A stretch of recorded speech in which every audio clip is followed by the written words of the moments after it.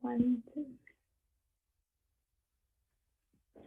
So, dear ladies and gentlemen, very warm welcome to our Volt discussion series on the conflict in Karabakh. And on behalf of Volt Europa, the first pan-European political party and movement, I would like to extend my deepest gratitude to all of our speakers for taking part in such an important for both of us event.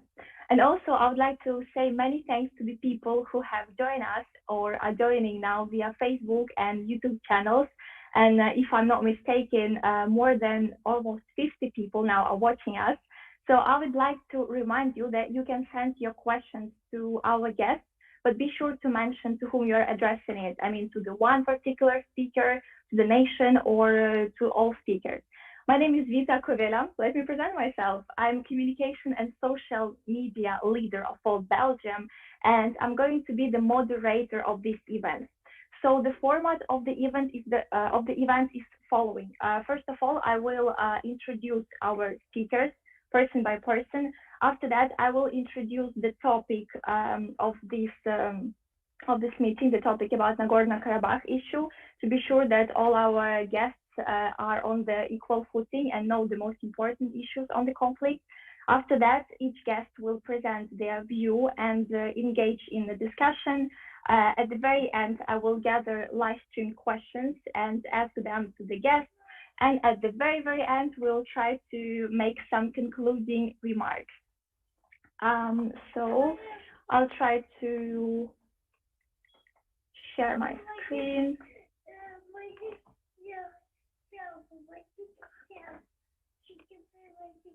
Great. So I start to present our speakers, and the first one is Israel Boehme. He's based in Sweden, and he has a background in political science, working currently now as a public affairs consultant. He's board member of Volt European Board and has experience in different Eurofederalist and grassroots ventures. The next person is Rustam Isgandarov. He's College of Europe alumni, Hara Arendt promotion 2019-2020, and he's Young European Ambassador in Azerbaijan. Next person is Rasul Mehtiev, master student at Baku State University, international relations specialist, and before he was an intern in Parliamentary Assembly of the Council of Europe in the European Court of Human Rights. He was the president of Baku State University Model of United Nations, and he was an intern in the Foreign Ministry of Azerbaijan. The next person is Lala Sultanli, alumni representative of Ada University. She was also working for World Youth Forum and did an internship in the Parliament of Azerbaijan and Council of Europe. The next speaker is Shageg Manjikyan. She's law intern student at the American University of Armenia from Yerevan, but due to the problems with the connection, she won't be able to join us, but she has recorded some videos after we will have time to see them. Next one is Anxelika Zakaryan. She's a journalist from the Media Civil Net and expert in mediation for conflict resolution and peace work from Artsakh. And the last one is Rafaella Margaryan. She holds master's degrees in international relations and is a soon-to-be graduate in Middle Eastern Studies from the Jagiellonian University, Poland. In 2019, she was granted the Erasmus Scholarship to study at the Jordan University in Amman, and her research interests include the political affairs of the South Caucasus and the Middle East. So I will try to very briefly introduce you the topic. First of all, Nagorno-Karabakh is the territory between Armenia and Azerbaijan, which is about 4,400 square kilometers. If we can compare it to the other territory, it's like the West Flanders region in Belgium. So they have the same size. The territory is rather small, as we can see, but for a long time it has become a tinderbox of the region. Actually, we're skipping the long ancient history of this territory and jumping in 1813 when Karabakh Khanate became part of the Russian Empire, and at that time it was populated by Armenian majority. In 1918, Karabakh refused to obey the authorities of Baku and actually became independent until Soviet power was established in Caucasus. Bolsheviks, who came in 1922, They first allowed Karabakh to join Soviet Armenia, but then handed it over to Azerbaijan. In 1987, Karabakh Armenian communists wrote to Gorbachev a demand to hand over Karabakh to Armenia, but this request was rejected. So actually, this triggered massacres and pogroms, and the situation escalated so much that Armenians were running away from Azerbaijan, and Azerbaijanis living in Armenia did the same. Back in 1990s, artillery shelling began on the borders of the republics, and these two nations have already shown themselves as the great enemies who only wait for the cause of war, and Karabakh became this occasion. The Karabakh War started in 1991, and according to the rumors, Turkey's participation in this conflict could lead to the World War III.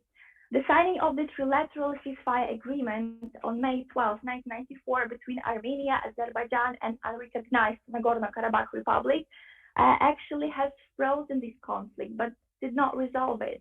In fact, Armenia has won this war, and a recognized Nagorno-Karabakh Republic took away control from Azerbaijanis and blocked the entrance to Armenia.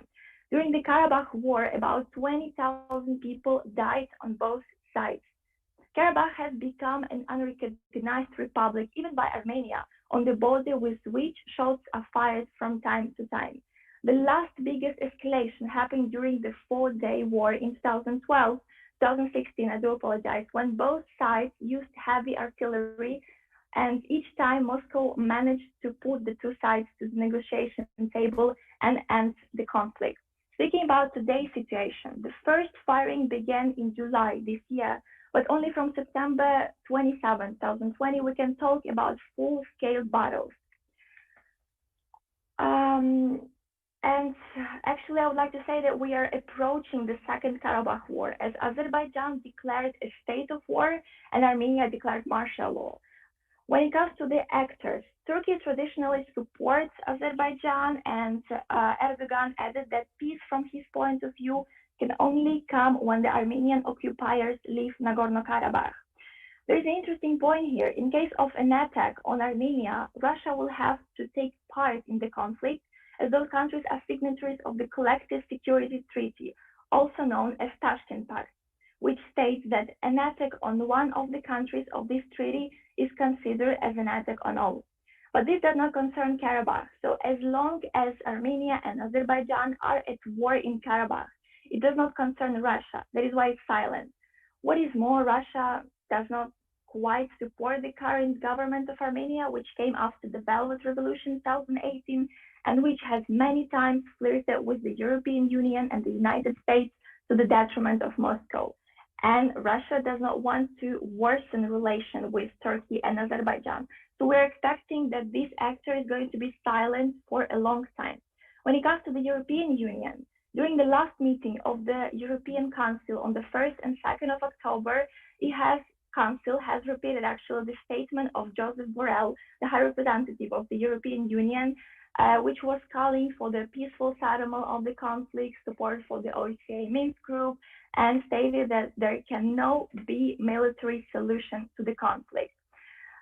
Just to finish this small presentation, I wanted to share with you some rhetorics. For example, President of Turkey, Erdogan, said that taking into account that the US, Russia, and France have been ignoring this problem for almost 30 years, it is unacceptable for them to participate in the search for ways to stop the fire.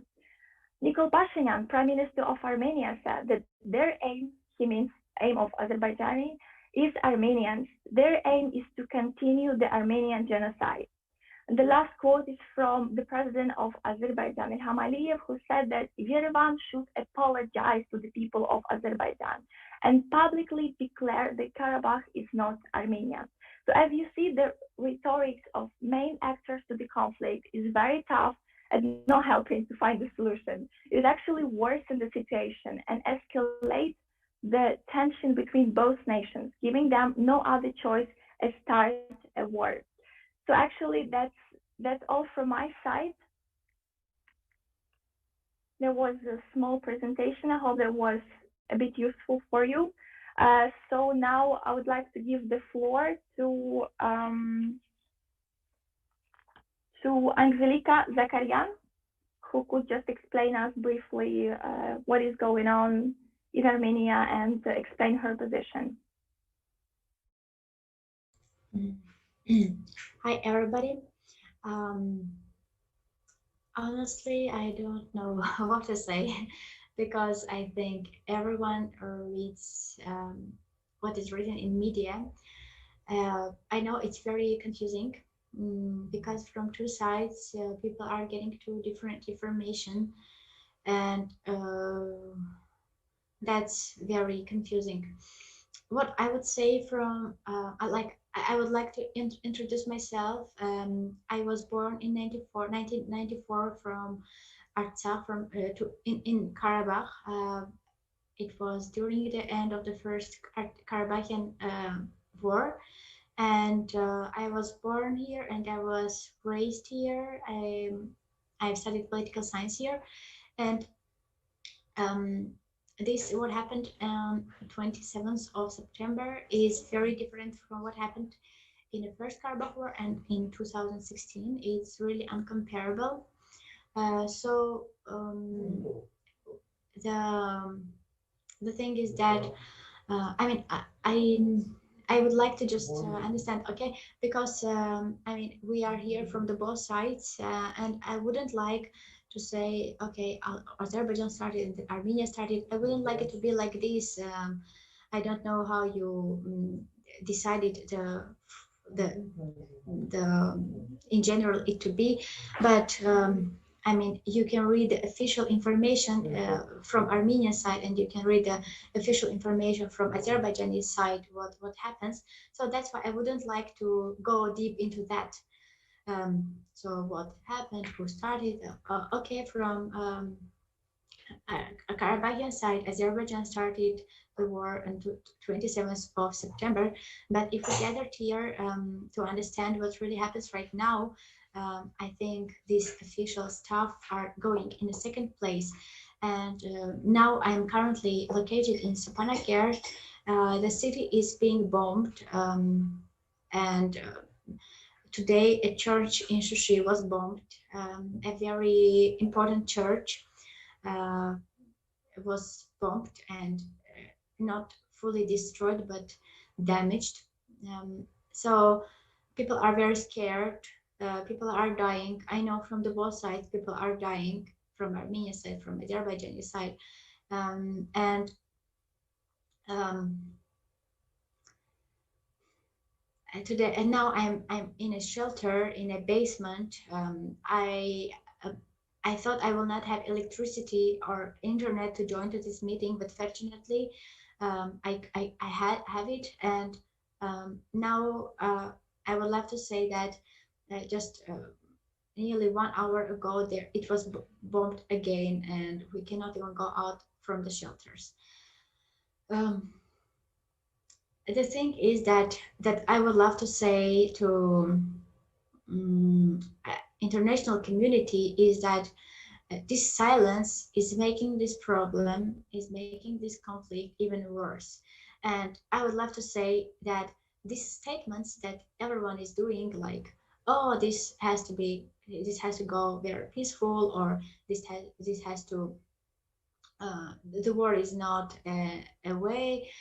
So this is for me very very stupid, and the war, the thing that now the war started, it's the proof that international community just failed, because all of these years, like all these past I don't know 10 years that I know that even before, but I can only speak about the last 10 years. Many peace work projects were implemented by UN or European, like Erasmus, or I don't know, many peace work projects were organized, and the people who were taking part in these projects from the both sides, like I know that some people who I'm not talking about everyone because I don't know, but whom I see, they also write hate speech, and hate speech is one of the first things that wasn't supposed to be here.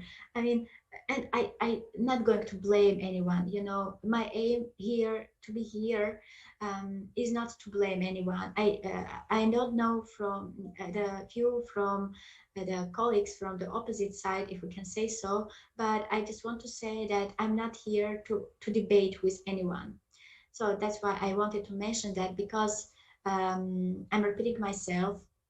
This official stuff you can read in both sides, what Armenia says, what Karabakh says, and what Azerbaijan says. But if you invited us here, I'm here to say that simple civilians are being bombed. And that's not right. They are being bombed with Smerch, with Kaserga, with Polonez, with forbidden this all stuff, you know, and people are becoming refugees again. I know that there are many problems from the Azerbaijani side as well. What I'm saying is about humanity, that it's really awful what happens here. And I've seen the questions that Raquel said me that what we are going to speak about. There was a question about what I think, how this all became like this, like what was the reason. I think my personal view is that there are many actors, as Vita, right? As Vita also mentioned before, there are many actors. So it's not only about Armenia or Karabakh or Azerbaijan. It's not only about these three actors, and there are many interests in this region of other bigger actors. I think that Turkey has a big effect on this situation, and Syrian groups, which are very wrong to be, you know. And there was another question, what I think that international community has to do. Before to answer to this question, I would like to say something. Our president of Artsakh, some days ago, he announced that to people that I want you to know, and I want you to remember, everyone, that this is not a war against a nation, so against Azerbaijani nation. It's a fight against a regime or a government of specific people, but not a war against a nation.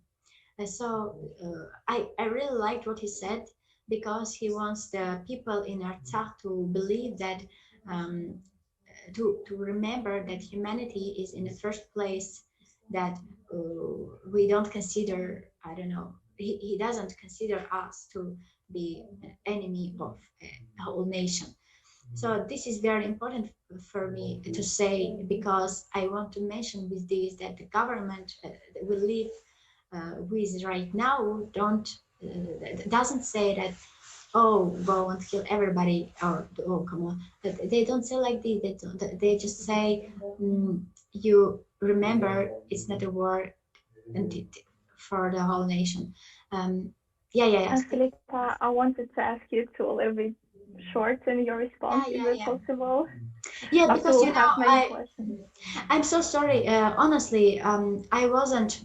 I couldn't understand right what exactly is going to be and how many minutes we have to introduce, because we didn't have a good connection, and I couldn't speak to Raquel, the person who invited me to this. That's why I am a bit confused, because I don't even know. I just had a look on the questions short, and I couldn't even prepare. That's why I just wanted to say the most important, that what happens has to end very soon. And if you ask me what the international society has to do at this moment, if they don't know till now what they have to do, if they don't have a strategy what to do, then I think they just have to recognize Nagorno-Karabakh Republic as an independent state. Thank you, Vita, and I'm sorry for being a bit long. Thank you. No. I didn't know how many times we have and how many minutes we have and how it has to be organized. Of course, but thank you so much for just coming here and expressing your opinion and sharing your knowledge. It's very no valuable thoughts. I just wanted to tell you that we received a lot of the comments, and one from Alessandro Tulli, and he said that he's solidarity to the people of Karabakh, and he really hopes the European Union will stop Mr. Erdogan. So I give the floor to Rafaella Margaryan. Just if you can, Rafaella, I don't know, in 2-3 minutes, express your opinion, some most important points. So after we can go to the other speakers, make them introduce themselves. Thank you. Sure, I definitely have less to say because I am not in Armenia right now. I mean, I was born and raised in Poland, and I live here, and I'm a little bit away from all the situation that's happening in Armenia. But well, because I'm very connected to my homeland, and I also follow all the media that you can't really get away from. It's really hard to get your mind off what is happening, regardless of, you have to move on. You have to you have your daily tasks here in Europe. But well, me and my family and my friends are all observing what's happening in the South Caucasus. Well, someone whom I follow on my social media came up with this term that definitely describes very well what people who live in the diaspora probably are going through, which is the diasporan paralysis, because no matter how much you try to help and join demonstrations and raise awareness among other Armenians or other foreigners, you still feel it's not enough because you are not there. And well, nevertheless, I can speak from someone from Poland. The Armenian community here is trying to help as much as possible by organizing fundraisers, sending humanitarian aid. Well, we can't really much do here in Poland because Poland is trying to stay neutral. The Ministry of Foreign Affairs published a pretty vague, generic statement, and it's understandable that the government won't take any side, and well, just points out that the Minsk group talks should be initiated and advanced. So about the situation, well, it's hard for me because I come from the, let's just say, the environment where my family, I'm 1/4 from Karabakh. My mom's mom, my grandma, was from Stepanakert, and also I had family members who lived in Baku, and even my own mom traveled to Baku in 1980s, and I have very distant, not directly related family members that are half Armenian, half Azerbaijani, and I think my approach just can't be very one-sided. I also have well, distant maybe Azerbaijani friends that despite of their initial more pacifist stance, you can tell that they are very affected by this war, and they stand by their country's side, which is absolutely understandable because I do the same. And you can really tell that there's a time when you can put on those transparents saying "Make Dolma, not war." But also there's a time when you have to see through it, and you can't really do that anymore. And you have to, well, there is a lot of anger towards the opposite side, and that's absolutely understandable. And I think I don't have anything else to say on that regard. And also I also didn't really know what to expect here. Are we supposed to ping pong arguments like in every single Facebook comment section, or but I hope that the discussion, we will try to maintain it as constructive and respectable as possible. Of course, it will be like this. We will just let our speakers to introduce themselves and use the main points of view, and after we'll answer the questions from our audience. So the next one is Rustam Isgandarov. You have the floor. Hello. My name is Rustam Isgandarov. I was really touched by what, for example, Lika spoke about that she was born in 1994 after the end of Nagorno-Karabakh war. It was a devastating war. Many people died, and we can say that the roots of this war and this conflict started from 1988. And it was, it was really interesting periods of time. I mean, Soviet Union was in the period of destruction. There was some ideas of self-determination, and from step by step, it came to the ethnic cleansing of whole population. From Nagorno-Karabakh, I will tell you that there were a lot of Azeris living in Nagorno-Karabakh. They are still living here, like in Azerbaijan, outside of their homeland. Especially, I'm not speaking about adjacent regions of Nagorno-Karabakh, which were added after the war. I'm speaking about also the Nagorno-Karabakh autonomous region itself, because there were 25% of Azeris living there. And I mean, I might be very, very maybe happy if Lika, for example, when she was born, she might go, for example, to Shusha, where there were a lot of Azerbaijanis in that time living, and there was a beautiful mosque standing there. But unfortunately, this is not those times, and this is right now, it's a conflict between, I will tell even between the nations. And I will also agree with Lika as well in the issue that international community is responsible for what happened, what's happening right now.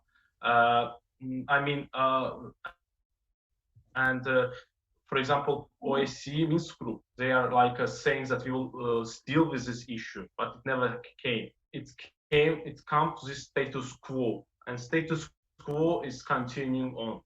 And nothing is changing. What we should do here right now?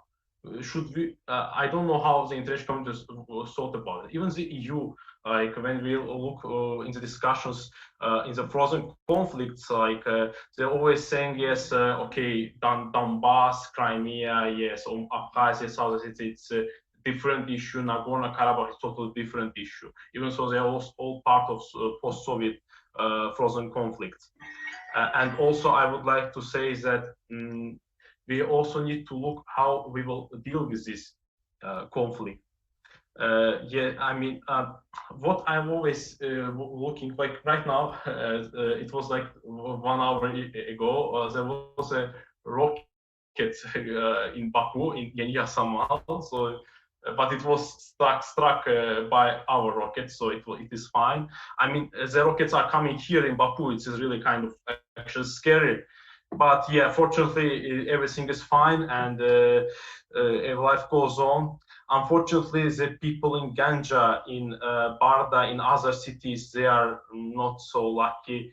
And the rocket struck, and there were a lot of damages there, casualties from civilian population. I will also tell that the thing in Ganja happened, which was really interesting, which kind of might create a beacon of hope. In Ganja, there was an Armenian woman who lived there from the beginning of ages. She didn't change her surname. I mean, the idea that they were saying like Armenians are afraid of everything that changes their name. No, she has her own name. She was struck by the missile from Armenian side. It went to the Ganja, and there was a picture of her, of the two men, other men, who is holding her. If you want, you can watch it in the news. I mean, what is the thing? I mean, I'm always looking to the Armenian channels. They're always saying that Azerbaijanis will never I mean, treat Armenians well, or they will, I don't know, kill them, destroy them. I'm not even speaking about the other side around, but I'm speaking this part. I mean, but this is showing that no, we are not doing this. We will not do this. And I mean, even if there will be some actions, there are sometimes media showing that I don't know, the drones are attacking civilians. Yes, no, sorry. It attacks actually the military targets. For example, in Shusha, there was a how it's called. There's a place where the president of so-called Nagorno-Karabakh Republic was inaugurated. It was in Shusha, and actually that's also one of the reasons why this conflict became really escalating. First, it was Nikol Pashinyan saying that Nagorno-Karabakh is Armenia. It was really end of the negotiations. At first, when he came, he said, we are going to make listen to Azerbaijanis, Armenians. But what he did there, it was total end of negotiations. How he can do it? And after that came to Shusha again, where Azerbaijanis lived there before 1988. There were majority, not even 1988, before 1992 even, before the occupation of Shusha. So this is the thing. And yes, that place was bombarded, but it was a place where a lot of militaries gathered, and there was intelligence there. And I mean, we know it because of the drones, of course. The drones, they're looking to the targets where our military is located. So we are not attacking civilians. So this is a totally false claims. But unfortunately, and also it's also from the president of Nagorno-Karabakh Republic, so-called, when they attacked, before attacking Ganja, second largest city, he wrote in his Twitter saying that I urge all the population to leave the settled areas. So, I mean, he's saying that Azerbaijanis, like from Ganja, 300,000 people, had to leave Ganja itself so that they will bombard the military targets, kind of. But they didn't. They targeted actually the mall, the center. I actually haven't seen any photos of, air base of Ganja, like which was bombarded. If yes, you can show us some videos, but there wasn't. In that case, for example, Azerbaijan is showing the videos. I can see it. Even so, I agree. Yes, we shouldn't rely on one source. We should rely on. Actually, in this moment, it's still hard to see who is right or wrong. But in this case, I mean, at least they are showing the videos, and we can see something. In Ganja, it wasn't. And again, by attacking civilians, even like deliberately attacking civilians, that's also a question. And another thing. Armenians, one last, and okay, Rustam, because you are talking too long. Yes, I know, sorry. So, like Nagorno-Karabakh, when Hamadi president says that Armenian troops should leave Nagorno-Karabakh, we do not mean Armenian people. So it means Armenian soldiers who is not part of this Nagorno-Karabakh community. So, I mean, Nagorno-Karabakh community, I think, should speak directly with Azerbaijani community of Nagorno-Karabakh who left this region. This is really important. If not, the peace will never happen. It is really emotional thing, and I understand it. Both sides suffered a lot, but we should come together, and I think this should start from these communities, Nagorno-Karabakh communities of both Azerbaijani and Armenians. Thank you.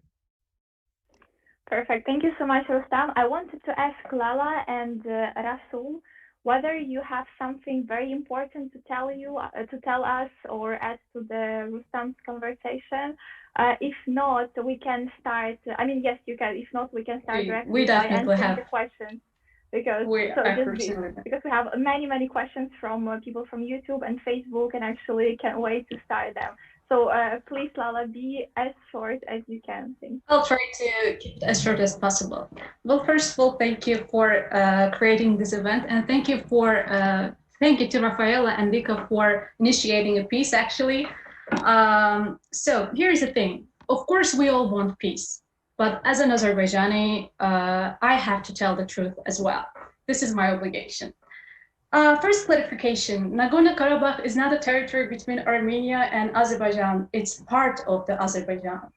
Secondly, Karabakh didn't become part of the Russia, became under the supervision of the Russia in 1913. It became with the Kürekçay Treaty, so in 1805. Secondly, there was one point saying that Armenians were running from Azerbaijanis at the end of the 1980s, and Azerbaijanis were running from Armenia. That was not the the right statement to do. Azerbaijanis were expelled from Armenia, starting from the 1988, finishing in 1989. So that was ethnic cleansing against Azerbaijanis, which and then followed by the Nagorno-Karabakh issues, the occupation of the Azerbaijani territories that actually resulted, and we have more than 1 million actually international displaced people and refugees. So secondly, actually many times they mentioned the name of the Turkey, but actually there is no actually clear evidence of Turkey taking part in this conflict. Turkey is giving us just moral support, as France does to Armenia. And another issue. Yes, we of course know that there are going to be a lot of people suffering. Right now, so-called Artsakh Republic have 1,025,000 actual people living in Nagorno-Karabakh, and Vika mentioned that there are going to be actually a lot of refugees. So what are we going to do our about 1 million refugees? And another emotional point here is that yes, you are from Artsakh, but I am also originally from Karabakh. And imagine that your family, your relatives, they're all from Karabakh. You have a house, you have been living there for years, all your traditions, all your members, everything are there. And now you are in front of your house, but you can't enter your house. How would you feel? Your graves are there, your members. You can't even show your children, where actually you were born, what you lived. So me, and including me, all, thousands of Azerbaijanis are actually feeling the same thing, feeling the same sorrow. We want to see our homes. We want to go back to our homes, and nobody can actually take this right from us. And then, yes, humanity comes first. If the president of the Artsakh is saying that we're not actually attacking we're not targeting the population of Azerbaijan, not the nation, then why are you shelling the civilian areas? Why? We already have 27 civilians killed, 141 injured, and we have many actually damaged. So here is the thing, and Azerbaijan is fighting on its lands, for the liberation of its lands. And the thing is that we're actually not trying to convince anybody to believe us, because the truth is one. And not only Azerbaijani people, actually, the whole international community recognizes it. Like we have under all international, under the UN, United Nations Security Council resolutions, we have 4 resolutions. We have the resolutions actually adopted in 2007, in 2008, which actually claims that so Armenian, which condemn Armenian occupation of Azerbaijani territories and stress unacceptability of the implementation of territorial claims through the use of force. And they demand for the immediate, complete, and unconditional withdrawal of occupying forces from all occupied territories of Azerbaijan. And we have been negotiating for almost the last 30 years, but we haven't got any result. Of course, we don't want the military forces or the actions to be operated. But here is the thing: even though we tried to negotiate, by the president of the president of the Armenia, Pashinyan, stated that actually Karabakh is Armenia, and this is exactly the sentence that stopped all the negotiation process. And today, one of his interviews to one of the Russian televisions, he said that Nagorno-Karabakh is not and will never be part of the Azerbaijan. What should Azerbaijan does? I mean, when these kind of statements are made by the officials, yes, we want peace and we want everybody to know that we have more than 40,000 ethnic Armenians living in Azerbaijan.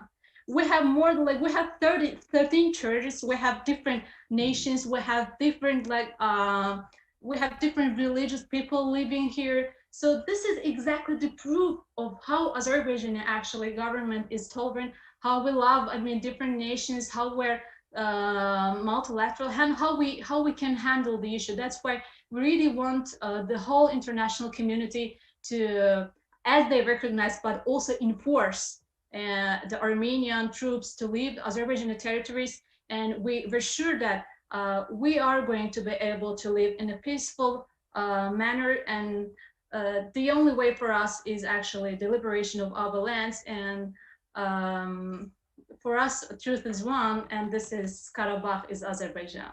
Thank you very much. Thank you so much. I will give floor to Russell. Thank you very much. I'll try to be brief as possible. And I'd like to just start and thank you very much for to my friends who briefed the situation in Azerbaijan very well.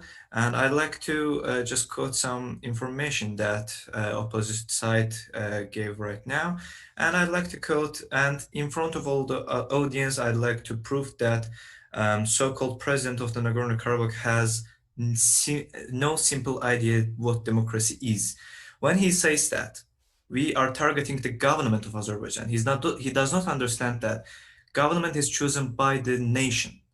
So if he's targeting the government of Azerbaijan, it means that he's targeting the nation of Azerbaijan, because government in democracy, I don't know what's happening in Armenia or Nagorno-Karabakh, but in our country, in real democratic countries, the government is chosen by the people.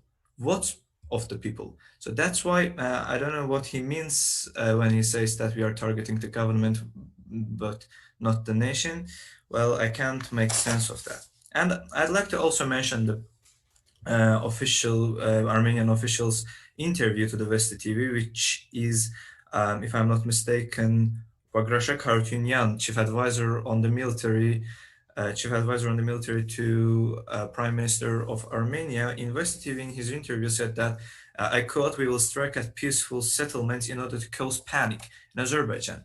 And as we can see, the proof of those events, that they are bombarding all surrounding regions in the Nagorno-Karabakh, even Baku, even BTC pipeline, which is the main pipeline, oil pipeline that's going to the Europe, mainly is supplying the Europe with energy, with oil and gas. I mean basically oil, and they are trying to shell those pipelines. And I can't understand what's the purpose of the government of Armenia, but as far as I can see, they try to do what they said.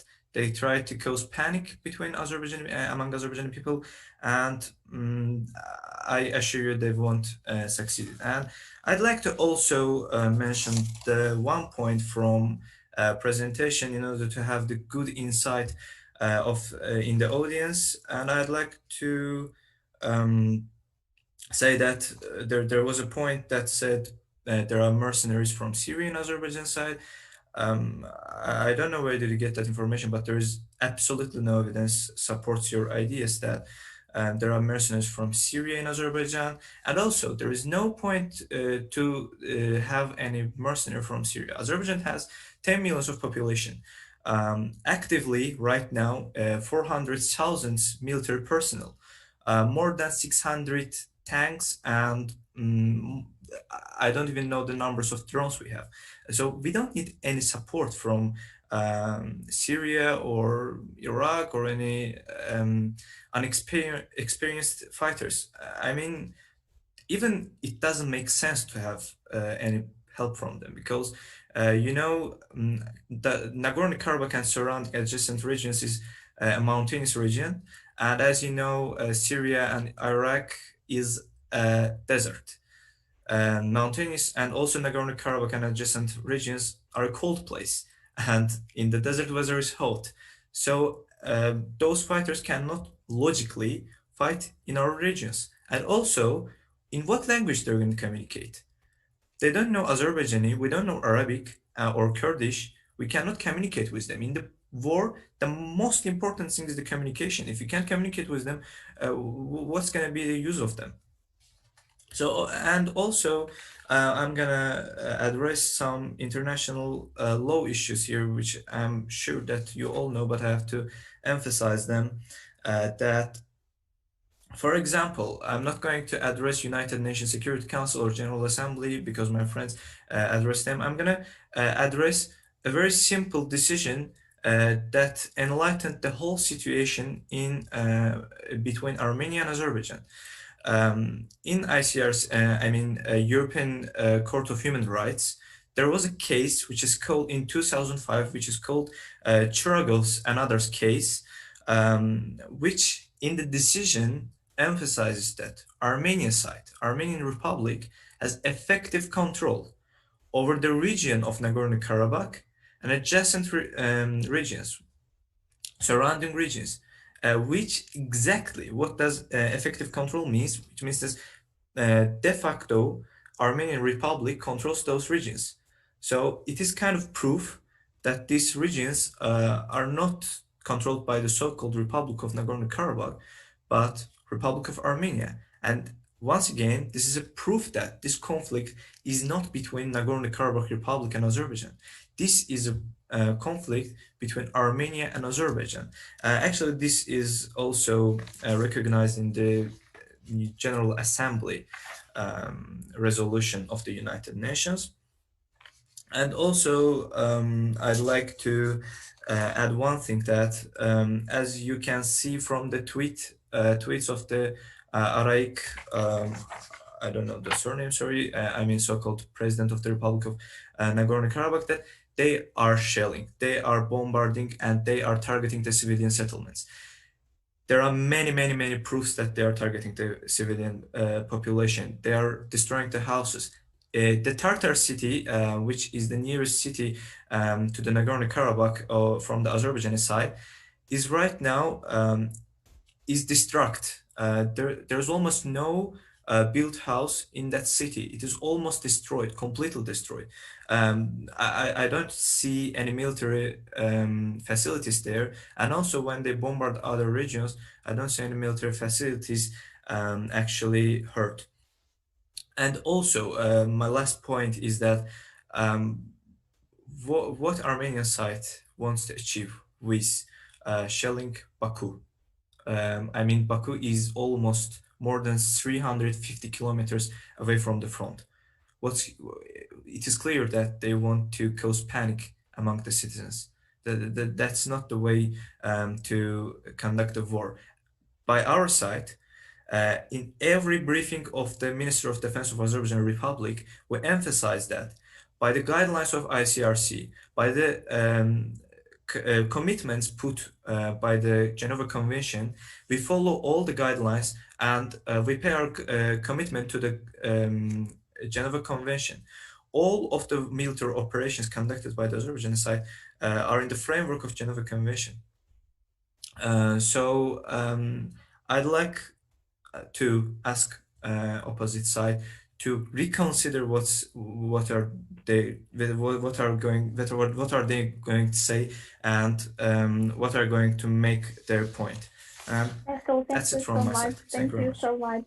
We have first question. Actually, I think I have sent it to chat now, so you can read it. So the first question is, what's the reason for explosion of the conflict, and what we are seeing now, or rather, why now? And the second question, which we received from the YouTube, from Belja, states that what are the interests in the region? Is there oil or something? So I think the Armenian side can answer one by one, or you can choose one person who can reply to this question from your side and answer from the side of Azerbaijan. Can I start? Yes. Yeah, I'm not going to answer any question because I think this what was organized was very, very wrong organized. I'm bringing my apologies because when I started this conversation, we had to warn that we have to introduce ourselves. We have to speak about peace, or we have to make point by point by point by point. What you can in every political stuff you can read the comments what just my colleagues from Azerbaijan side told, and I'm not going to answer any questions because that was my mistake. I couldn't really understand what we are here for, and I just would like to say some things. And then you can switch to Rafaella because I think she was very surprised as well. So I will just make some things. I didn't like to make debates here, but as my colleagues from Azerbaijani side mentioned some things, I just cannot be silent, and I will just say my view on these all issues if you let me do it. So first, Karabakh is not in a conflict area between Armenia and Azerbaijan. It's an independent state, non-formally. Maybe nobody recognized that, but let them not recognize de facto, and we live there, and that's independent state. First, as Lala started, right? Then I will start the same way because we didn't think that we are gathered here from that. But okay, then you talked about that Azerbaijanis were first to leave Shushi. They didn't just went, they were first. Have you ever heard about Sumgayit massacres or Baku massacres where Armenians were first to leave Baku? And then my colleague also said that she wants to come back and live here. That's very emotional, and my boyfriend's family is from Baku originally, so he would like to go there to see Baku as well. But I mean, these emotional things we have in both sides, and that's very sad. I wish that that wouldn't happen and people could just go there to their homes. But if you really want to come to see Shusha or Shushi, how we call, or Shusha, how you call, or to see your home, you are free to do it because international IDPs, they are free to go. And if you really want to go to your home and not interested about this political stuff, you can come to your home and nobody would say to you that don't come. And we also have Azerbaijani people who stayed in Karabakh after the war and they lived here and nobody did anything bad to them, and they live as a citizen. They live as citizens here and very free. And he also mentioned that civilians died in Baku. Rustam, I would like to mention to say something about what you said about that. It was very funny to hear because when you were speaking about Armenians are bombing, no, Azerbaijans are bombing to Armenia. So they are military targets, but where Armenians are bombing, they are civilians. So the same we can say about you. Do you know that my mother is working in a hospital? Do you know that hospital was bombed? Do you know that and Rasul talked about ICRC. Rasul, do you know that the target was ICRC office in Stepanakert, and they didn't succeed because my friend's house is next to ICRC. And if you are interested, I can send you the pictures where his house was destroyed at all. So I'm not talking about things that political people say. Okay, I want you to know that I'm not talking about the political stuff. I'm saying only the things that I have seen with my own eyes. So I want Rustam, Lala, and Rasul to know that I'm not trying to speak about for someone else. I'm saying only the things that I have seen with my eyes, okay, about what happens in Stepanakert. And security squad, do you know what it is? Where firemen and so on, and they are not working for military people, they are working for civilians. So when you bomb, when Azerbaijan bombs a building and there are people under this building or there is fire, so these people just go and take these simple civilians out. And do you know that this MCS, it's called MCS if you are good in Russian, so if this MCS was bombed, do you know? And then they gathered to another place and they were just making humanitarian aid, just food for simple civilians, not for military, for simple civilians. And this another place where they moved was bombed as well. And are you seriously where the president was inaugurated? Are you seriously? He's not inaugurating right now. It was some months ago. Is there any need to destroy city? Or are you really serious when you say only military targets where they destroyed a church right today in Sochi? So this is what I wanted to say. And then something else about Rasul said about Artsakh Artsakh, that government and democracy. Okay, are you really agree with what Aliyev said, that we will make them all run away from Karabakh? If you are agree with this one, then I can say nothing to you, because if I would choose from these two, I would choose what Artsakh Artsakh said, that we are not enemies of a nation. So he wanted to say that you and Lala and Rustam are not our enemies, and you are just people and with whom we can go to a dialogue. And about proofs and evidence about Syrians, are you guys watching international media? I mean, I didn't come here to teach you something. I didn't come here to show you something, and I didn't come here to change your mind. But do you know that press was under attack? International media was under attack. And if you are interested, please just read international media. You all studied international affairs or something else like in this. Have you ever learned what is critical thinking and to read something, not only Azerbaijani media, but something else? If yes, please do that, because there are many proofs and evidence. And Lala, to compare France and Turkey in this conflict, that's unbelievable. So I'm repeating myself. I didn't prove you something or to show you something or to teach you something. If you saw this way, I'm bringing my apologies. I couldn't just stay silent, because I thought we are introducing ourselves, and I mentioned in my first word many times that I'm not going to speak something what our official says. And then you started to bomb. 19 civilians by yesterday, maybe today there are more. 19 civilians are dead in Artsakh as well. So you cannot make for me surprise that I'm so sorry for civilians in Azerbaijan that they are dead. I'm really sorry if you ask me. And I'm sorry for civilians that are dead in Armenia and in Artsakh. And I'm sorry for soldiers who are dead from the both sides, not only civilians, for soldiers as well. And I didn't come here to talk about that. But if you speak this way, then I had to just say this, okay? And I don't want to make this kind of battle, or I don't know, a debate, but I would like to just to say to the organizers that it was, I think the first mistake was yours. I'm sorry, but it was your mistake, because you didn't warn us when we introduced ourselves and what we have to say. If I knew that we are going to do this, I would prepare like this list, and I would just do done.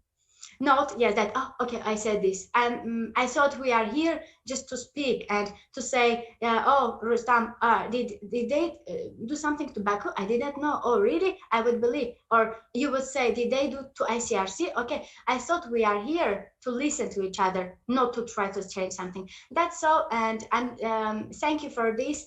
In my first speech, it was a bit long because they were bombing right now, and I got some news about my brother who's in the front line. So I kind of lost myself in the first speech, and because I didn't have idea what I was going to do. So I'm not going to continue this because I don't feel comfortable, and I think not everyone here is for the same thing. Thank you. Okay. Thank you, Lika. Start. Thank you, Lika, so much. Yes, I just wanted to to remind you that we are all here to just share our experience, our knowledge, to make this problem more. But none Lala or Rustam or Rasul didn't share their experiences. They just read some arguments. Yes, that was true. Yes, but we didn't want to interrupt them. You know that they don't feel.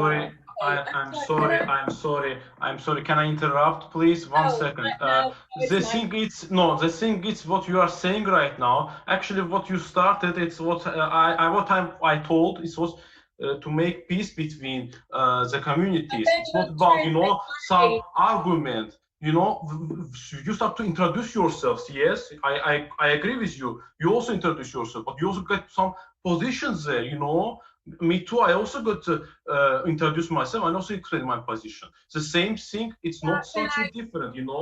I don't understand why you are going so much angry with that. I don't Rustam and understand. Lika, please be concise and respect each other. So I think it's better now that I give floor to Joel because he's silent since 1 hour. And I would like to refer to the argument because I think many of them are false. And well, Armenians weren't really given a platform to refer to those because, again, just like Anxelika, I was a little bit, well, thrown away. First of all, Rustam, that video you kind of referred to, Aznif was this woman's name. You know what? Yerevan could have filmed the same video, just like hired some actress, tell her to call herself Ruslana from Azerbaijan and just make this sketch because it was ridiculous. Armenian social media are laughing at this video that was presented as in Armenians who are living in, I mean, it was ridiculous. Like, just, I really recommend watching this and then judge it for yourself. As for this majority of Shusha being Azerbaijanis, it happened because of Shusha massacres in 1920.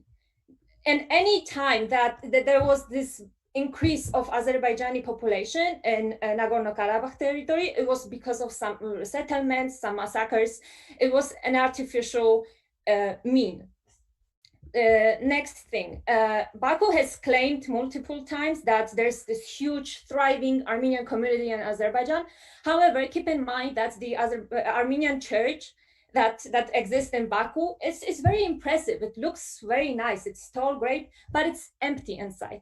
There's no priest. There's nothing. And my foreign friends, they actually checked out this church in Baku, and it looks really good. But it's just a fake. It's a facade, just like the facade about those mythical thousands of Armenians living in Azerbaijan, which is just not true. Because if it was true, why are the Armenians not being allowed to enter Armenia? They might immediately go to jail. I mean, okay, next argument about shelling civilians. Well, Ganja was shelled because the military bases and all the other, well, very strategic objects were located in Ganja.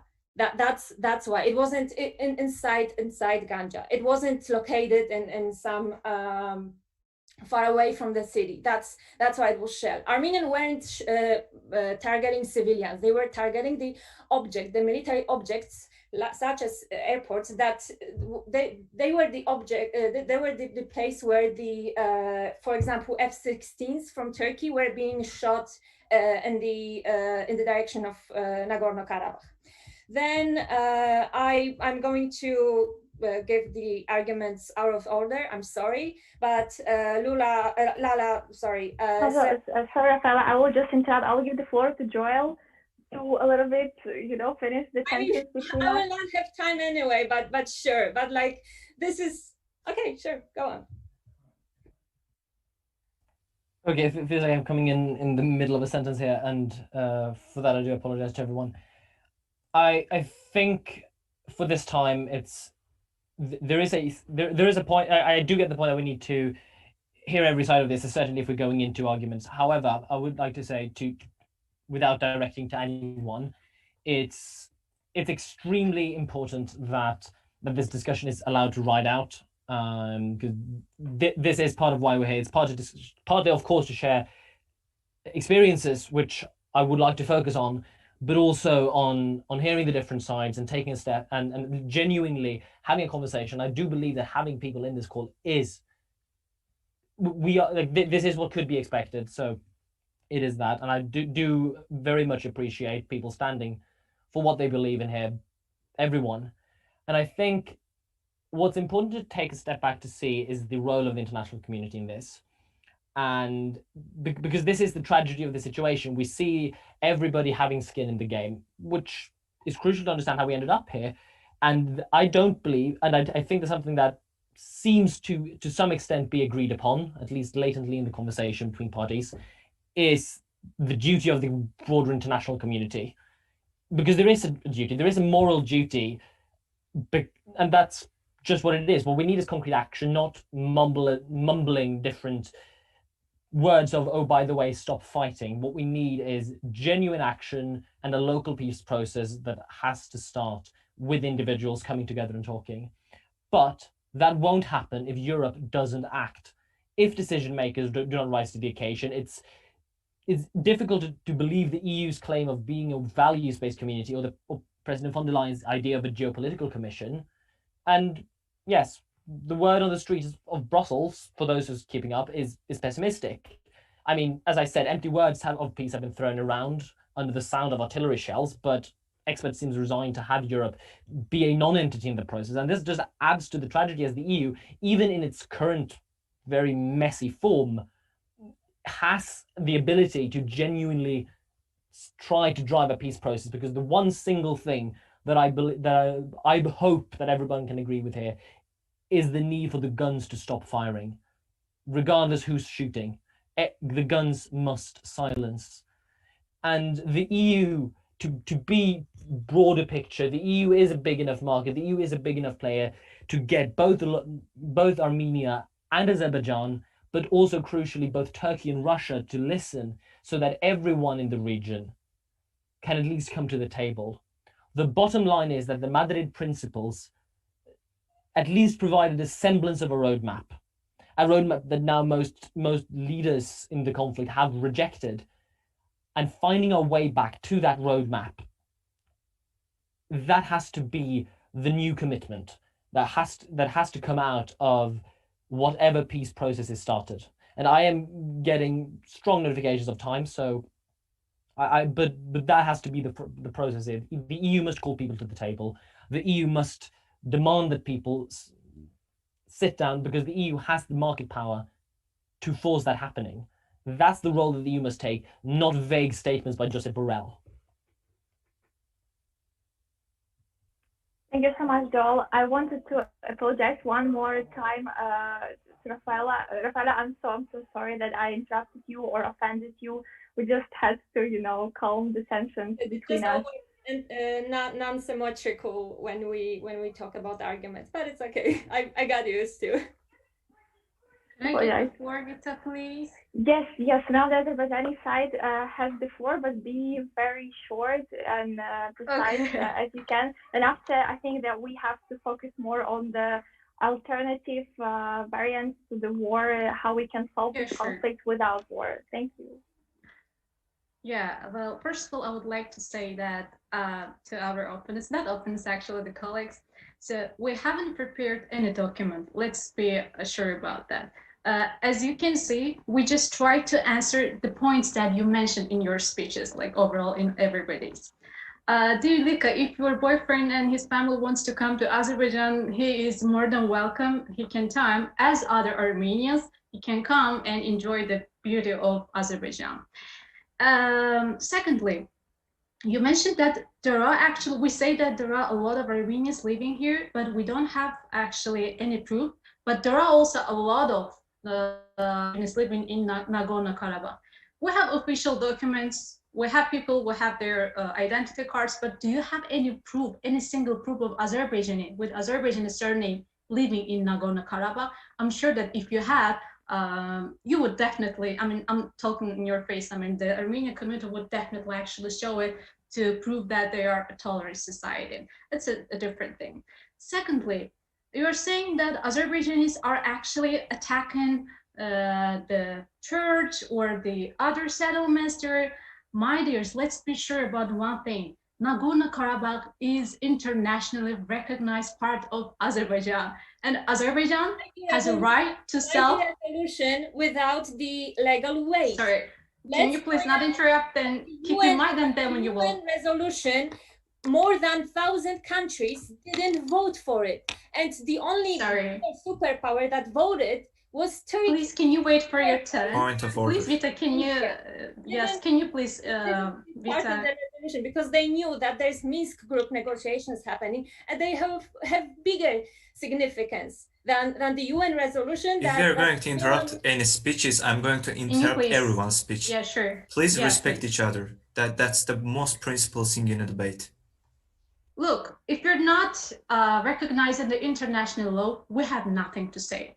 but the whole world, the whole international community recognized Nagorno-Karabakh as part of Azerbaijan. This is something different. And under the UN, actually, Article 51, Azerbaijan has a right, actually, will have a right of self-defense, right? And Azerbaijan is free to do anything that it wants in its land, because Azerbaijan is fighting on his lands, I mean, on its lands. And it's absolutely different. Please keep in mind, and you will add later, okay? Thank you very much for your understanding.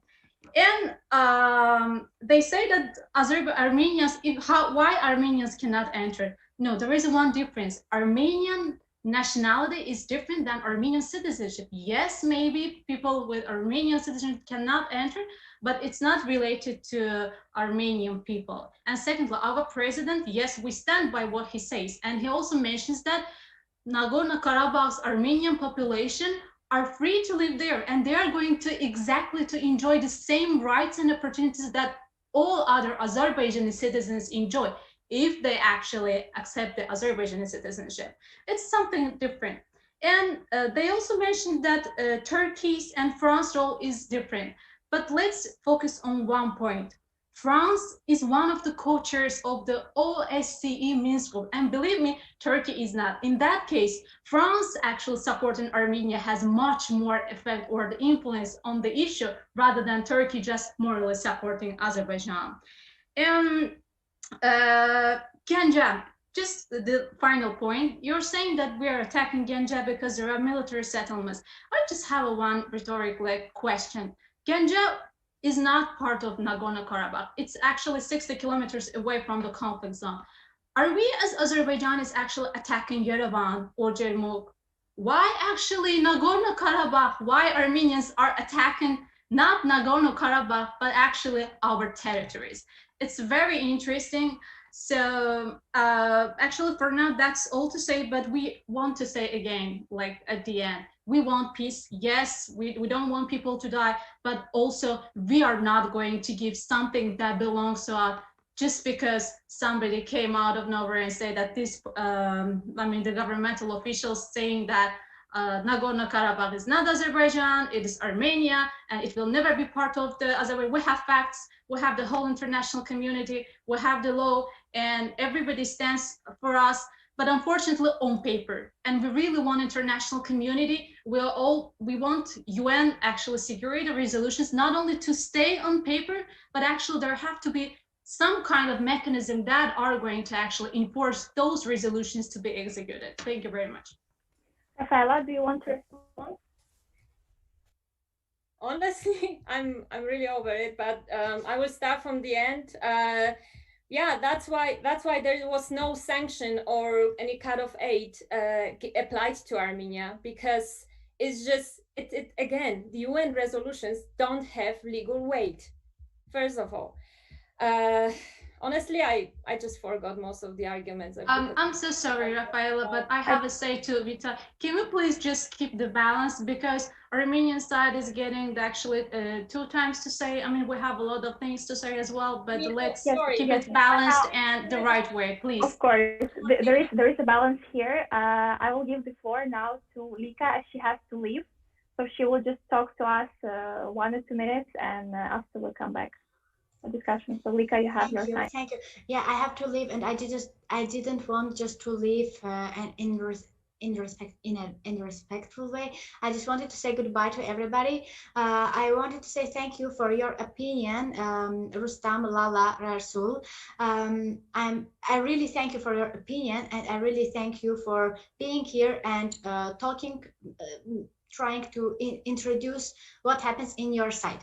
If I had an invitation to take part in debate on this issue, in this moment, I wouldn't accept it, because I think in this moment I have much more things more important at this moment for people to do, and I wouldn't do it, because at this moment, even if now we make a debate like me and Rafaella and you 3, and we come to, like, you can convince us or we can convince you, that will change nothing in the whole process. That will not stop the war. That's why I wouldn't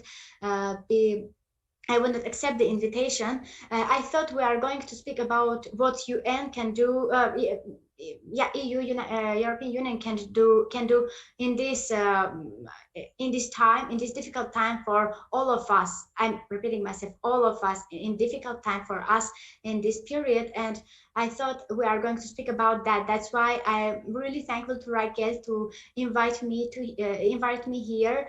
That was interesting to hear what you say, and I didn't want to leave in respectful way. So I really I want you to make sure that I didn't misunderstood, and if that's important for you, and I hope you didn't misunderstood me, because I just couldn't be silent. That made emotional also me, because all of us are in very difficult situation now. I ask Vita and Joel to add that as well, to understand that as well, because all of us are very emotional, and next to us are happening many bad things. That's why this all happens. And thank you, Rafaella, also to space. I was only talking about our Azerbaijani colleagues, and I would like to thank you as well for your opinion as well. And thank you for organizing this. I have to leave, so I wish you a good discussion and a good Lika, before you leave, yeah. just going to interrupt here. Sticking to the sure. sticking to the established speaking procedure. I just wanted to say that thank you so much for attending. Thanks to everybody here for attending, obviously. But if you're leaving, special thanks. Now, please stay safe. I first and foremost. And I would like to make a point later on in the debate, but that's for later. But please, thanks everybody, and this goes out heartfelt to absolutely everyone in the conversation. But goodbye and thank you so much for attending. And I think it's natural that people are going to be. This brings up emotion for a reason. It's because it's important. It's because it's important for everyone. And I don't think anybody here wants a war. So we are here, and that's a victory in itself. That's not meant to say that any magic problem is solved. But it is a victory. It is important. So thanks everybody for attending and for shouting each other down here, because that genuinely means at least we're listening. Genuinely. Thank you. Thank you. I wish everybody to be safe, and everybody in your close people. Goodbye. Thank you, Lisa. Bye. I just wanted to switch a little bit the perspective of what we're talking about. So the question which I sent to you, where it is from Martin Cleaver, and let's talk a little bit about the European Union. So the Northern Ireland was saved from violence thanks to the European Union and thanks to the Good Friday Agreement. So do we have to get Armenia and Azerbaijan in the European Union to achieve the same effect? Please write the answer. Let's a little bit change the perspective and think, talk about the European Union and your countries in it, maybe. So can I be so bold as to interrupt again? I think it's something that's been discussed a bit in the previous conversation, is the role of the international community and the recognition of the international community and what's actually been said about that. And I think it's important to refer back to what I alluded to in passing earlier when it comes to the role of the international community. Which is the Madrid principles, which have been agreed upon as a sort of roadmap forward. And it's true that the Madrid principles do include that the areas surrounding Nagorno-Karabakh shall be ceded to, or returned to Azerbaijan, as far as I remember. But it also does open for the debate on an interim status and further debate on the status of Nagorno-Karabakh. So I would like to highlight for everyone that there is no partisan agreement. There is an agreement to go forward in peace and conversation. And that has to be, so as stupid as it sounds to say that people need to come to the table to agree to continue coming to the table, that is the baseline that must be agreed upon. And for the international community and for the EU, obviously this is not a situation into which the two countries could be acceded into the European Union. That's not how it works. But what can happen is the EU to leverage its financial clout against both Armenia and Azerbaijan to make sure that both countries lay down their weapons, or at least stop shooting for now. Regardless who started, regardless who's continuing, they need to stop. And what can happen after that, is if there were other, because I realize that if I make too bold a claim here, I will be called out for partisanship. But in the off theoretical chance that any regional great power, for any reason mysteriously, would happen to intervene into this peace process, the EU is the primary trading partner of both of those, of every regional actor involved, is the main trading bloc of everybody involved in this conflict. So that means that the EU can actually do a lot of good even before there's a talk of accession.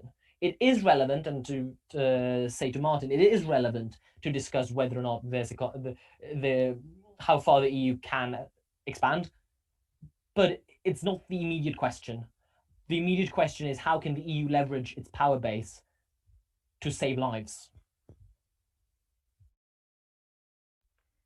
Thank you, Joel. Anyone who wants to respond? Russell, yeah. Sorry. Thank you very much. I'd like to respond. Actually, that is a mystery that is Azerbaijan or Armenia is going to be a member of European Union, because it is so soon to say that if you are going through any of this procedure or not. But I can say that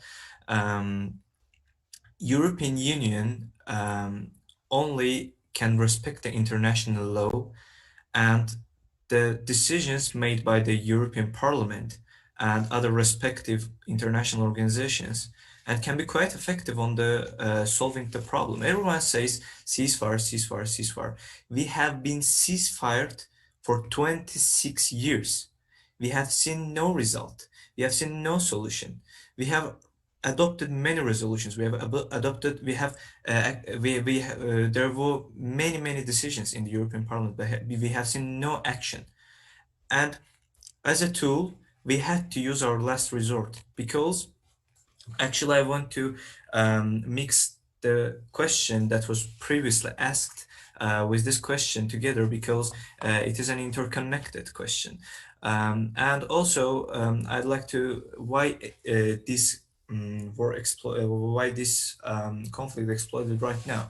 Actually, it wasn't an explosion. It was a result of 30 years non-action state, because Armenian side, international community was trying to make this conflict a frozen conflict, and because the status quo right now benefits for opposite side, but it does not benefit for us, because yes, okay, those lands are international recognized Azerbaijan territory, but we cannot travel there, we cannot go there, we cannot see our relatives there, and also the status quo is not good for us, because even if there is a ceasefire, Armenian side does not comply with the ceasefire.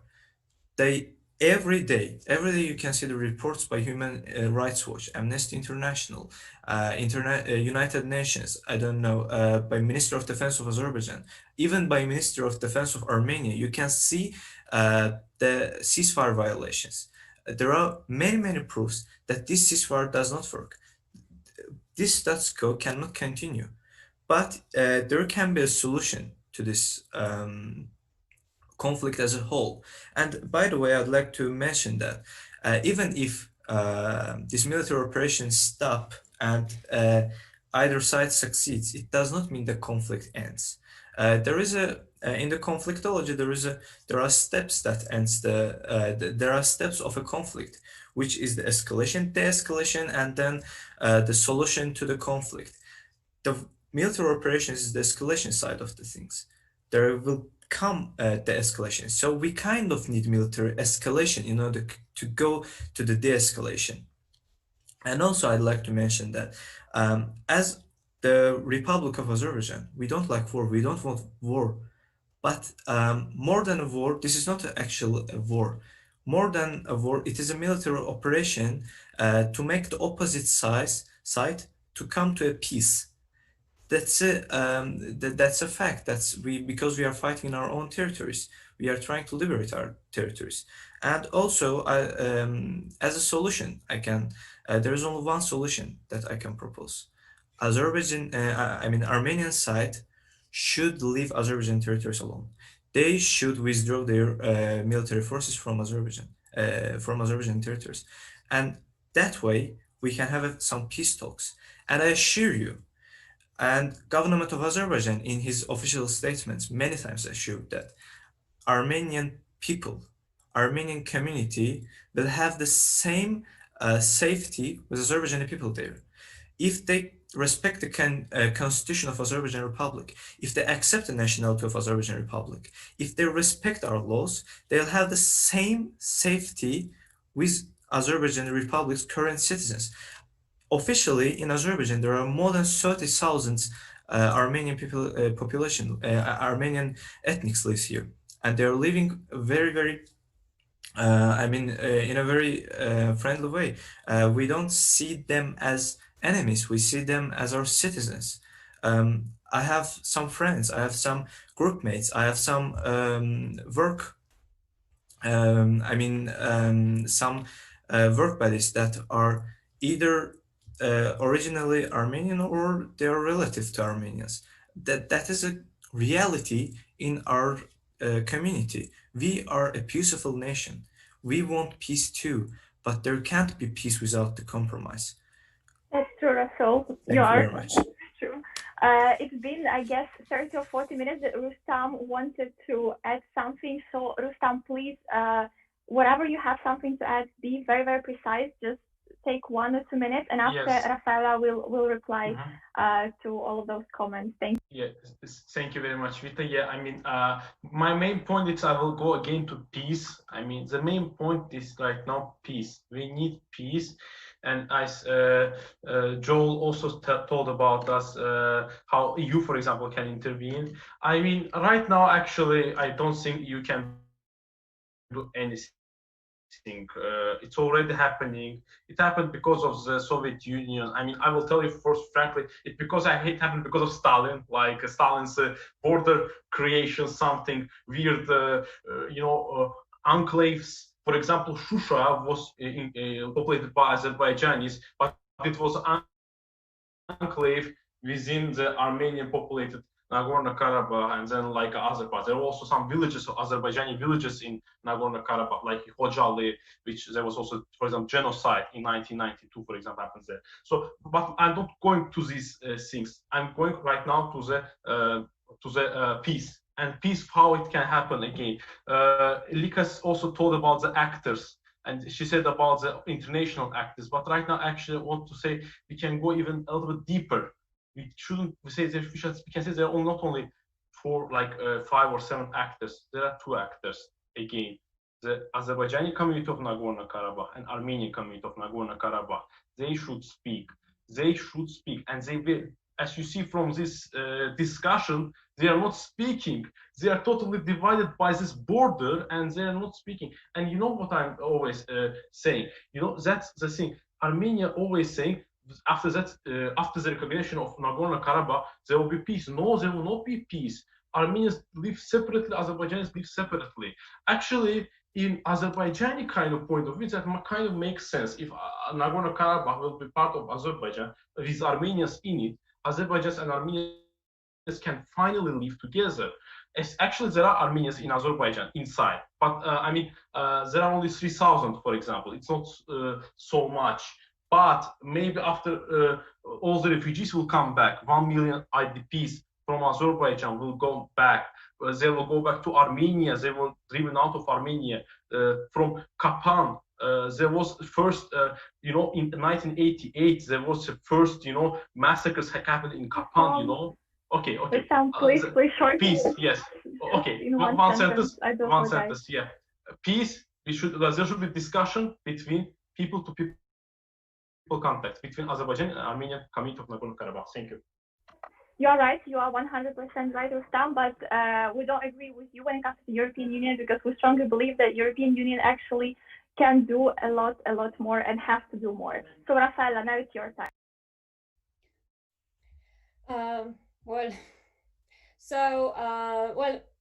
Armenia, during the negotiations, unlike Azerbaijan, doesn't have this all or nothing approach. It's trying to kind of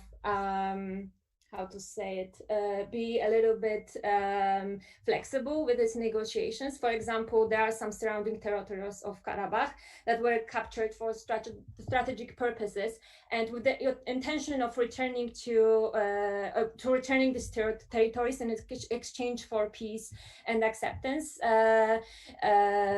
well, during the negotiations that they were offering this option, but Azerbaijan did not accept these terms and was not willing to accept any terms that not involve the Nagorno-Karabakh and all surrounding territories being joined to them.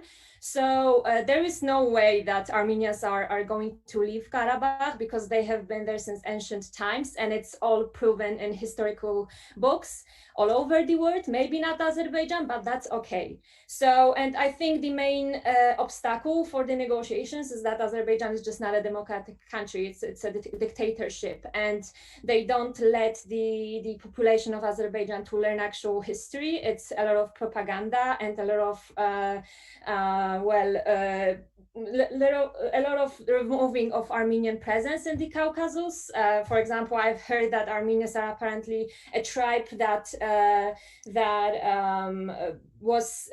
was basically moved from Persia in the 19th century to ancient Azerbaijan, and that's why they happened. And I'm sure that all my three speakers from Azerbaijan learned that in the school. Well, that's what happens when you don't live in a country, when you live in a country with limited access to knowledge. So I think unless the negotiations won't happen unless there's some revolution happening in Azerbaijan, which let's be honest, one of the reasons that those escalations happened on September 27th was probably that Aliyev was very scared of the situation in Eastern Europe, considering that we have two democratic countries in the Caucasus, Georgia and Armenia. Then the Belarusian revolution happened, which and Lukashenko was considered this last dictator of Europe. But now we have to consider that Azerbaijan has also have a dictator, and he also is probably scared of his existence and of his rule. And there was some type of need to distract the population from the political and social issues. Meanwhile, Armenia doesn't really have much to worry, because Pashinyan, after 2 years after the revolution, is still considered a very popular leader, has 70-something% of support in its nation, and it's not proven by Armenian national statistics that are pro-governmental, but also the other foreign companies and institutes, etc. So yeah, that's why I'm gonna end it on revolution. Thank you so much. Can I answer as well? No, I do apologize, Ala, as we are actually running out of time. It's been 1 hour 30 minutes that we have this meeting, and unfortunately we have only one person from Armenia, so it's a little bit, I guess Rafaella feels a little bit underrepresented. It's just one sentence. It's just one sentence. Okay, one sentence, and I just wanted to say that actually we're not really interested what is happening in the politics of the Armenian, and I call the Armenians not to actually go upon what is happening in Azerbaijani politics. We all stand by our president, and what he's doing right. And it's not a dictatorship. If that was dictatorship, we wouldn't be even able to talk to you right now. We live in the age of technology. We have access to all the information. So it's even out of the question. And I think one last thing, one clarification. Rasul didn't mention that actually Armenians have to leave Nagorno-Karabakh. He said that Armenian armed forces have to leave the territories of the Azerbaijan. And finally, they're all the time saying that Nagorno-Karabakh is not part of the Azerbaijan. It's actual independence. That if Nagorno-Karabakh is independence, then what is Armenian Republic is doing there actually? That's all. Thank you very much. Armenian folks won't leave because Armenians don't want the Armenian genocide 2.0 to happen. That's, Rafaella, do you want to respond to this, or? No, I just said everything. I do apologize. I just wanted to have all of you leaving this, panel with some positive thoughts and positive vibes. So we're going to the conclusion remarks, and we will start from Joel. And after we'll need one person from the Azerbaijani side, and Rafaella will conclude from the Armenian side. So let's finish this part a little bit in positive way. So what's answering the questions, what is the alternative to this conflict, to the war? And actually, what do you expect from the international society and the European Union? Joel, you have the floor. Right. So when I interrupted a while earlier and said that I do believe that this, just having this conversation is valuable, I do not mean that, and I want to repeat that point. I want to hammer home what I actually meant with that. What I meant with that is not necessarily that there's, wave a magic wand, say a spell, people come together, shout at each other, and it's solved, because it isn't. Clearly not. I mean, let's be under no illusions. There are views in this call that are of vehemently different opinions and of making, contrarian claims of fact. It's extremely important to note this. And to move forward, what this shows is the immediate, urgent, and desperate need for outside force to come in and request ceasefire and mediation. It won't happen on its own. Certainly if people were willing to sit on Zoom and talk, there's already a long way gone to improve the situation.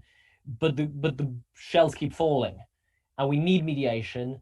And I will stand on my opinion that it will not happen without the European Union stepping in. It will not happen Turkey will certainly not push for it. Russia will certainly not push for it on their own.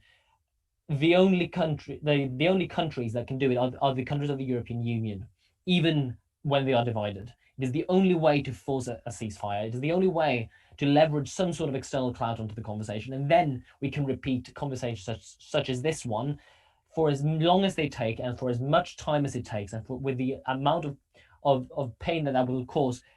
At least it won't kill. And that's the chief line that the European Union must take. Then we can find a way back to the Madrid principles. Then we can find a way back to a peaceful and interim solution for Nagorno-Karabakh, and then for a finalized solution to be determined. Then we can find a way back to what is actually the agreement of a peaceful roadmap forward, wherever that may lead, peacefully, that the international community has organized. That's the way forward, but that will be forever derailed unless the European Union realizes that it has to step up now, or all the nonsense that has been talking in the Commission of a geopolitical union, all the nonsense that has been talking about a values-based community will be just nonsense. It will have been lies. It will not solve itself if the European Union doesn't push itself in. And then we can repeat this call, as I said, and then we can repeat as many calls as it takes and as many mediation settings as it takes.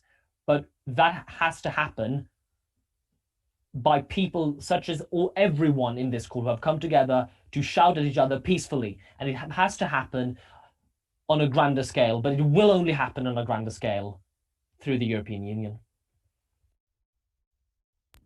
Thank you, Joel. Now, who wants to speak from the Azerbaijani side to conclude it in a peaceful way and to show that actually there is a light in the tunnel and we can finish this conflict more peaceful? Yes, Rustam. Yes, I can speak, and I will do it really short, and I will be really okay. The main point I will say that, concluding remark, I think that international community, it's already lost how to solve this conflict. They already it was frozen for more than almost 30 years, and didn't go to any point.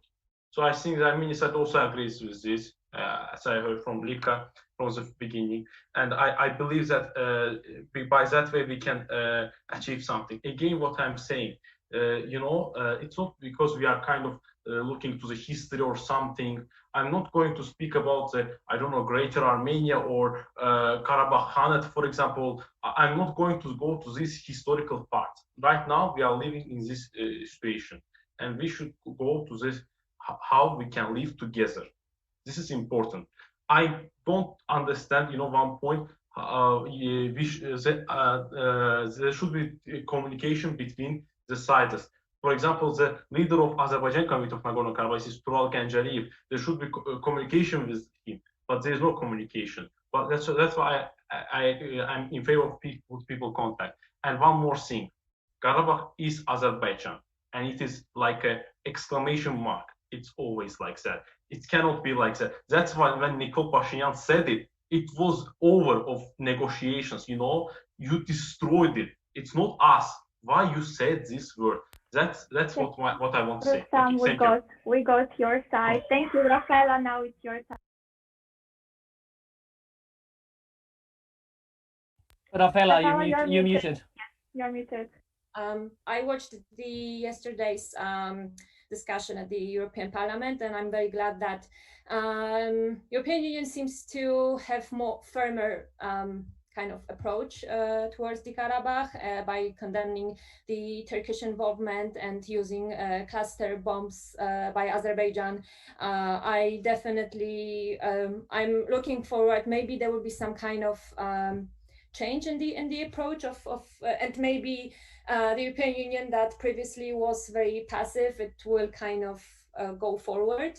And also I'm very glad that a few days ago the European Commissioner of Crisis Management for the first time in the history provided humanitarian aid to people of Artsakh, also Azerbaijan and Armenia as well, but this was the first time that he stated that Artsakh would be provided a humanitarian aid, which has never happened yet, and many Armenian organizations were trying to convince that, and then finally it's happening step by step, but we hope we will get there, and to kind of make a parallel, Artsakh is Armenia.